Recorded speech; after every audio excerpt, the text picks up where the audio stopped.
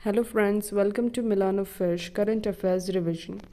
आपको डेली ये चैनल पे करंट अफेयर्स की रिवीजन के वीडियोस मिलते जाएंगे शॉर्ट एंड स्वीट फॉर्म में। If you like our content so please like, share and subscribe the channel. Thank you. बढ़ते हैं आज की न्यूज़ की तरफ। फर्स्ट हम देखेंगे बैंकिंग एंड इकोनॉमी की न्यूज़, जिसमें कर्नाटका बैंक ने पार्टनरशिप किया है डिजिवृद्धि के साथ, जिससे वो ऑफर करेंगे financial services to dairy farmers and dairy societies. जो भी डेयरी सोसाइटीज़ या डेयरी फार्मर्स का जो मिल्क यूनियन रहता है तो उनको फाइनेंशियल सर्विसेज जैसे कि लोन वगैरह प्रोवाइड करेंगे। कौन? कर्नाटका बैंक और डिजिवृद्धि टेक्नोलॉजीज़ मिलके। पहले भी ये सर्विस मिलती थी चामराजनगर मिल्क यूनियन को, तो अभी वो एक्सपांड कर रहे हैं, तो इसलिए कर्नाटका बैंक के साथ उन्होंने पार्टनरशिप किया है। और स्टैटिक फैक्ट्स देखते हैं कर्नाटका बैंक के बारे में। Karnataka bank establish 1924, headquarter Mangalore Karnataka.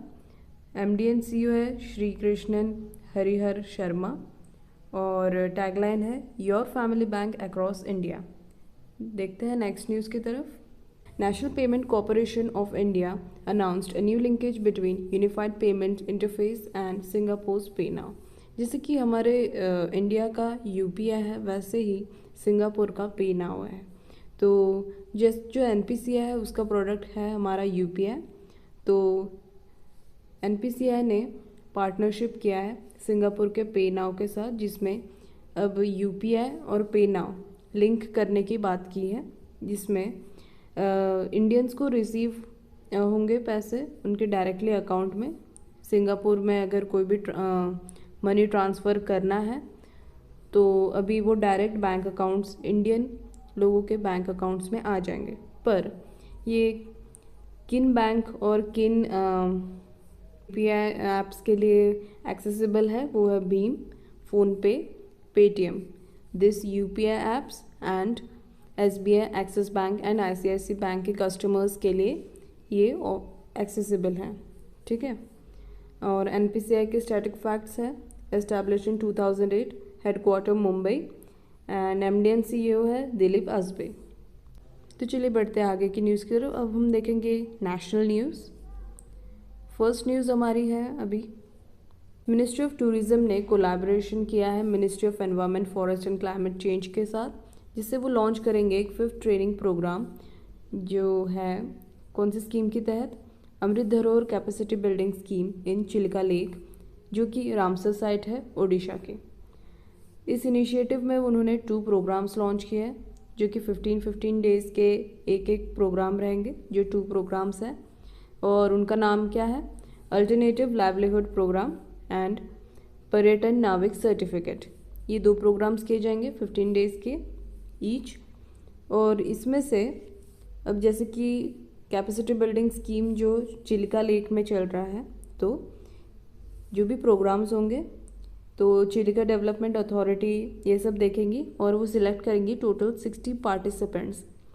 दोनों प्रोग्राम में 30 ईच सिलेक्ट होंगे और उनको आइडेंटिफाई किया जाएगा प्रोग्राम में और उनको सर्टिफाई किया जाएगा एज अ नेचर गाइड्स।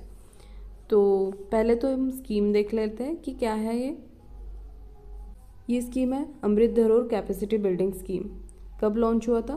5 जून 2023 और उसका ड्यूरेशन क्या है? 2026 तक रहेगा। 5 जून को क्या था? World Environment Day. और इनका एम क्या है? To achieve sustainable ecosystem development over next 3 years with help of local communities. ठीक है। इसका फर्स्ट फेज़ क्या था? रामसर साइट्स का, जिसमें उन्होंने 5 प्लेसेस चूज़ किए थे, जिसमें से है Sultanpur national park, Sirpur wetland, Yashwant Sagar, Bhitarkanika national park and Chilika lake. तो सुल्तानपुर कहाँ पे? Haryana, Sirpur Madhya Pradesh, Yashwant Sagar Madhya Pradesh, Bhitarkanika national park Odisha and Chilika lake Odisha. इनमें से उनका अचीवमेंट क्या है? 5 स्टेट्स में से उन्होंने सुल्तानपुर, सिरपुर, यशवंत सागर, भीतरकनिका ये सब उन्होंने अचीव कर लिया। इनमें ट्रेनिंग प्रोग्राम्स ऑलरेडी हो गए हैं, बस था अपना चिलिका लेक। तो अभी बस चिलिका लेक बाकी है, ठीक है। तो इसीलिए उन्होंने इस प्रोग्राम का ही नाम दिया 5th ट्रेनिंग प्रोग्राम, ठीक है। अमृत धरोहर स्कीम में 5 प्लेसेस उन्होंने सेलेक्ट किए थे, तो अभी 5th कौन बचा है? Chilika lake programme. तो 5th ट्रेनिंग प्रोग्राम अभी चिलिका लेक में हुआ, जो कि ऑलरेडी एक रामसर साइट है। और इसमें याद रखने वाली बात वैसे तो है कि कौन सी मिनिस्ट्री का कोलैबोरेशन हुआ है। First, ministry of tourism, ministry of environment, forest and climate change, और इनका 5th ट्रेनिंग प्रोग्राम है। कौन सी स्कीम है बेसिकली, ये मेन है। और 5th में कौन सा लेक, कौन सी रामसर साइट है और कौन से स्टेट में है। तो इसके लिए हमें पहले तो ये 5 रामसर साइट याद रखने पड़ेंगे, ठीक है।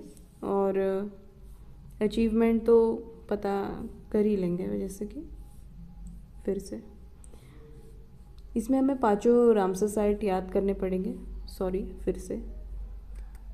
तो फर्स्ट फेज़ इनका रामसर साइट उन्होंने चूज़ किया था। 5 साइट्स चूज़ किए थे, जिसमें से 4 उन्होंने अचीव कर लिए हैं, और अभी चिलिका लेक का भी अचीव हो जाएगा। चलिए बढ़ते हैं नेक्स्ट न्यूज़ की तरफ। Ranking and report. तो हेनले पासपोर्ट इंडेक्स 2024, इसमें इंडियन पासपोर्ट का रैंक है 80th और बना है 80th मोस्ट पावरफुल पासपोर्ट। और इंडिया ने अपना रैंक शेयर किया है उज़्बेकिस्तान के साथ। उज़्बेकिस्तान का भी रैंक 80 है, जो और ये दोनों मिलके प्रोवाइड करते हैं visa free access to 62 countries. मतलब इंडियंस और उज़्बेकिस्तान के सिटीजन्स 62 कंट्रीज़ को ट्रैवल कर सकते हैं बिना वीज़ा दिए। सो इंडिया का रैंक लास्ट ईयर से कंपेयर करें तो काफ़ी अच्छा है, ग्रोथ दिख रही है, ठीक है। और हमें याद रखना पड़ेगा फर्स्ट रैंक जो है, ये तो मेन है, ये तो याद रखना ही पड़ेगा।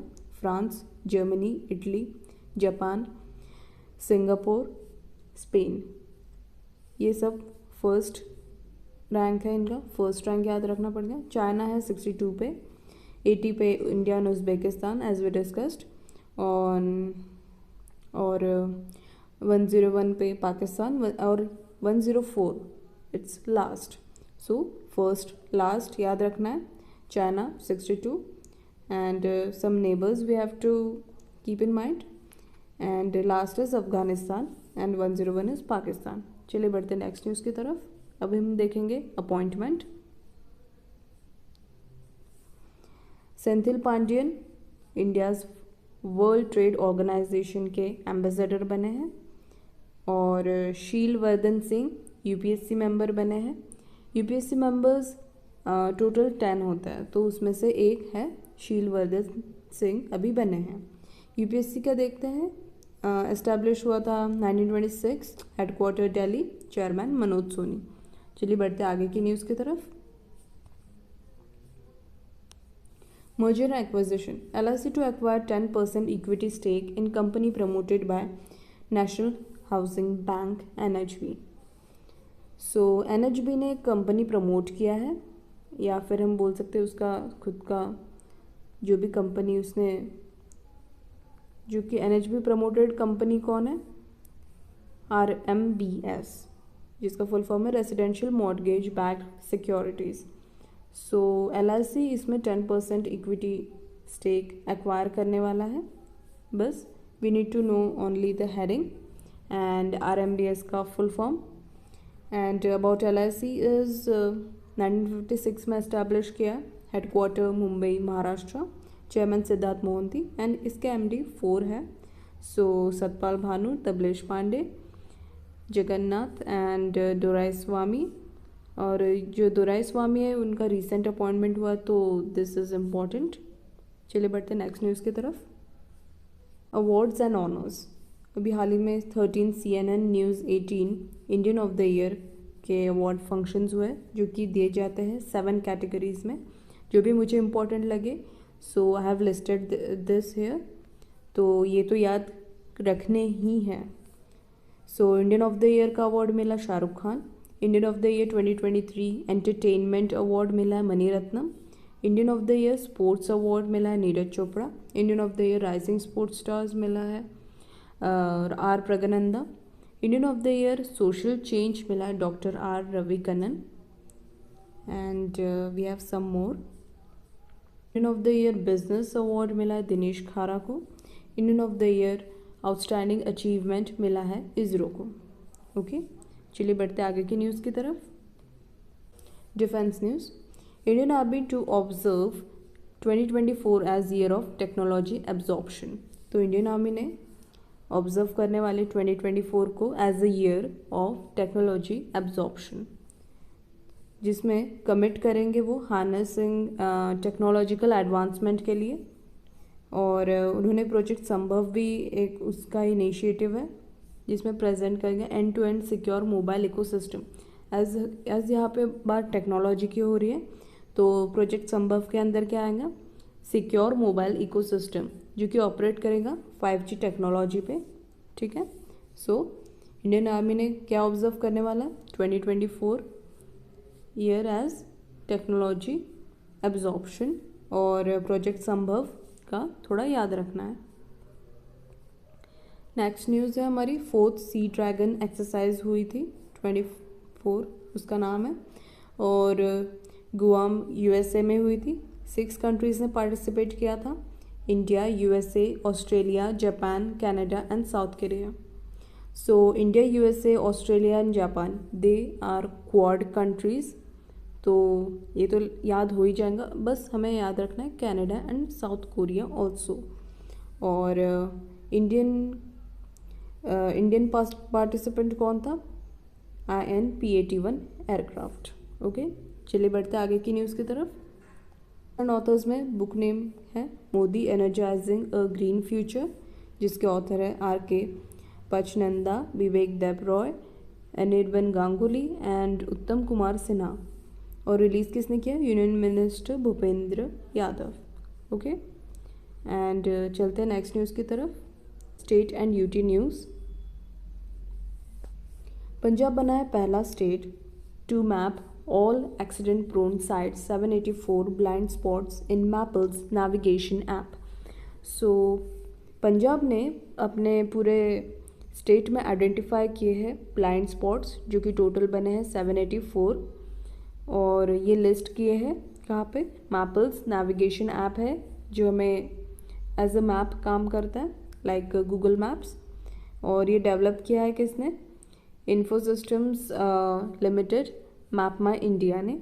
और पंजाब का स्टैटिक फैक्ट है, कैपिटल चंडीगढ़, CM भगवंत मान, and so Punjab become first state. Okay, and इनका जो गवर्नर है पंजाब का बनवारी लाल पुरोहित। चलिए बढ़ते नेक्स्ट न्यूज़ की तरफ। सो नेशनल यूथ डे 12 जन को था, और उसका थीम क्या है, विकसित युवा विकसित भारत।